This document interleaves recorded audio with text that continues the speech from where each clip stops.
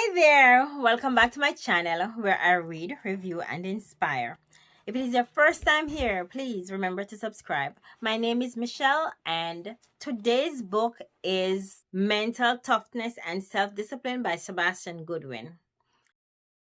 Let me just tell you about this book. When I first came upon this book, I was so psyched.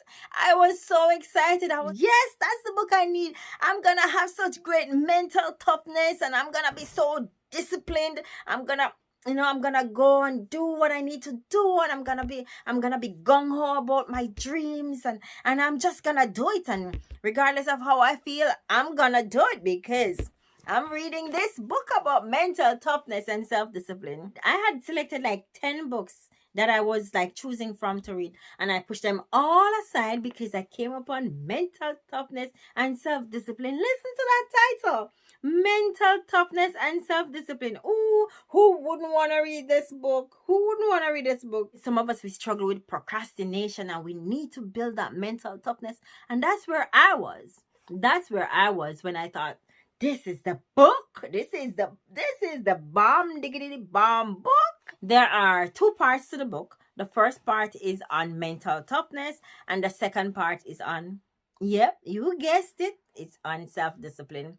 There are 225 pages to the book. It's a relatively easy read. I was able to complete this book in like 3 days.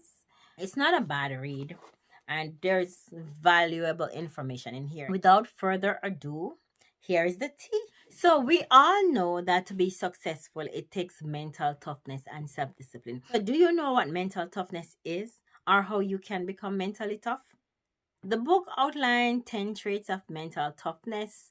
They are resilience, willpower, consistency, delayed gratification, the ability to focus, a winner's mind, the right mindset to push forward. That is what a winner's mind is. And emotional intelligence, mental competency. It says that mentally tough people surround themselves with other mentally tough people, as it is with everything else that you want to do. Proximity is the key. So if you want to get mentally tough, naturally you'll have to surround yourself with mentally tough people. And finally, they avoid trying to go against the grain. So this is how you can tell if you're trapped in your comfort zone. If you say things like, I am stuck in a rut, or if you're not working towards any goals, or if you feel like you were meant to do more, but you're not taking action on that, if you avoid doing new or different things, you may be trapped in your comfort zone. Get out of your comfort zone by changing up your routine a bit, by doing things you are scared to do, and say yes to something that you would normally say no to. Let's review some quotes from the book.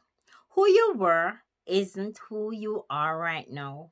Who you were yesterday is in the past. You do not need to wait on anything to happen to change your mindset. Even the best have actually failed. One of the worst habits about people who procrastinate is that they overcomplicate things by continuously trying to make them perfect. The wind is going to test that flame and even put it out sometimes. With practice, however, you can relight it. With even more practice, your candle becomes a lantern protected from the wind and impossible to snuff out. When you have self-control, when you have mental toughness, when you have self-discipline, you will be able to avoid making stupid decisions. Mental toughness and self-discipline. That's what it comes down to. It will be easier to master self-discipline or mental toughness when you understand the influencers of self-discipline. The first one is meditation. Of course, meditation, it takes practice and it takes discipline, because meditation requires that you sit still, and for whatever period, it could be, maybe you could start out for 15 minutes and it could be for as long as you want. Some people in some places meditate for days on end, right? Now that is some extreme self-discipline and mental toughness. To meditating for days without breaking. Can you imagine that? Some of us can't even sit still for 15 minutes. Where is the mental toughness? Meditation and practicing positive self-talk is another. Imagination and visualization is another. Visualization, you don't need to be doing meditation to do visualization. Visualization is just basically you having this picture in your head, and you can close your eyes or you could see it with your eyes open, but you can see yourself, you can imagine, you can visualize yourself someplace at some point in the future doing something that you want to do, or something that you tell yourself, this is what I'll be doing in the future. You're gonna be a singer. You've decided already that you're gonna be a superstar, and you're gonna be on stage singing it up and belting it out.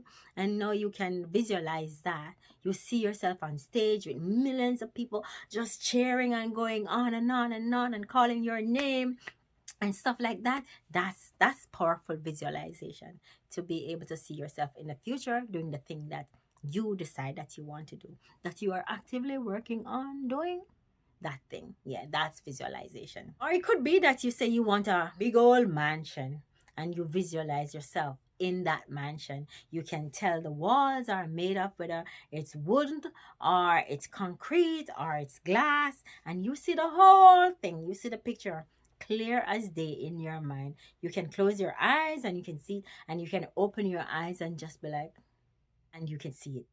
That's powerful visualization. Paying attention to your thoughts. That's another influencer. Paying attention to your thoughts. Not having just random thoughts just come like in and out of your head. No control.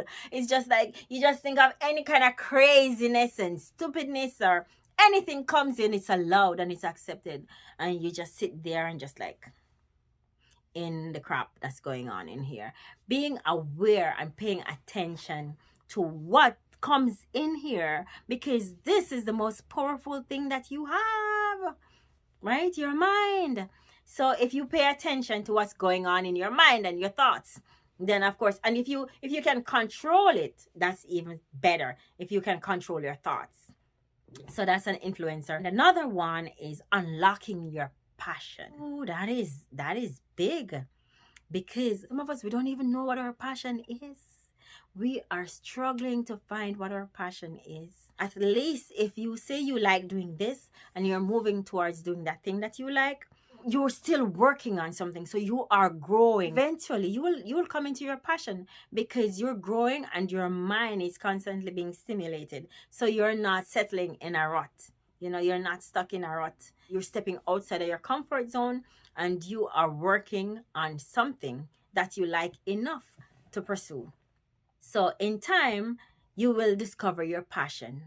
And I think one way that you can think about what you're passionate about is, would you still want to do it if you're not getting paid for it? Is it something that makes you happy? Do you just get so excited when you're doing this thing that you're just like, when it comes to that thing? Or do you just be like, oh my gosh, I'm so tired.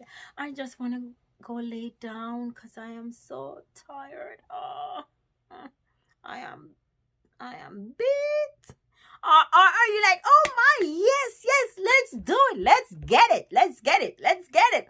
Oh, I'm so excited. Let's get it. Oh my gosh. The next one is eviscerating emotions that controls you. That's the beast. That one right there. Emotions that controls you. If you can check those emotions, what? Emotions are fleeting too. Because I could be emotional about this thing right now. I've seen people gone from laughing to be mad enough to want to slap somebody. What the hell? What? You see?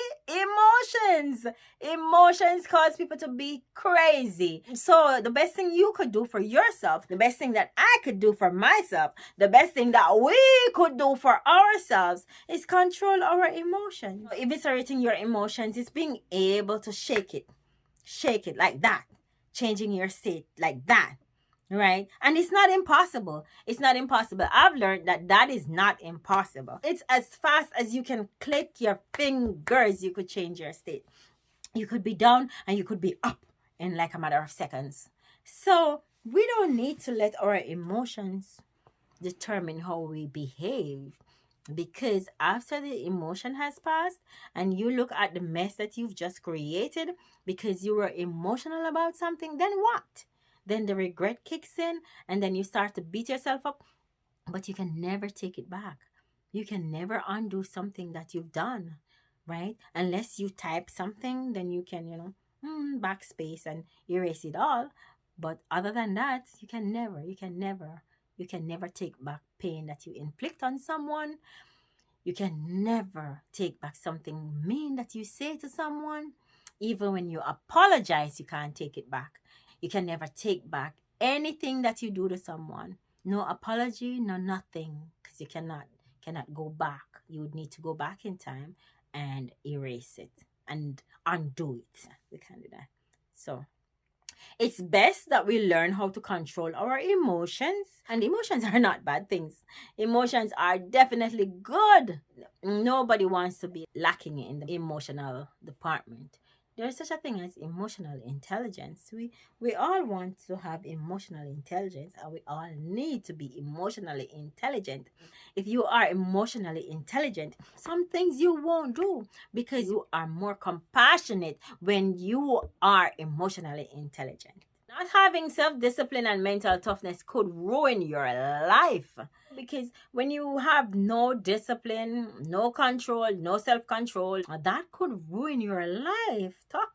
Talk about crazy stuff. If you just think about it, no self discipline, no mental toughness, and somebody come and say to you, hey, like, why are you talking to me in that tone of voice, huh? Why are you talking to me in that tone of voice? Huh? That's disrespectful. You're talking to me like that. Really? Person just said, hey, come on now. Because I could have just been like, hey, back. What's wrong? You don't sound like your usual self today. Is everything okay? And that is emotional intelligence too, to be able to tap into somebody else's situation and see that they're hurting or whatever, and they need you to be compassionate and not be like they're having their issues already, and then you want to come over there and add to it. I just said, hey, and you making my hair into a big situation. Having self-discipline, mental toughness. Life is not just about advancing yourself. It's not just about growing, but it's about living in everyday life. In everyday life, you have to be mentally tough and you have to have self-discipline. If you don't have self-discipline or mental toughness, you're gonna be in a pickle. You're gonna be in some serious trouble. It's so important, mental toughness and self-discipline. There you have it, guys. That's my review and then some on on the book Mental Toughness and Self-Discipline by Sebastian Goodwin. The book has adequate, relevant information for you if you want to go pick it up and read it. And I recommend the book. Since we're at the end of the video, I thank you for spending your time with me. You can leave a comment down below. Let me know, what are your thoughts on this video? If you think you'd pick up the book or where you are on your journey for self-growth. It has been my absolute pleasure. Until next time, take care.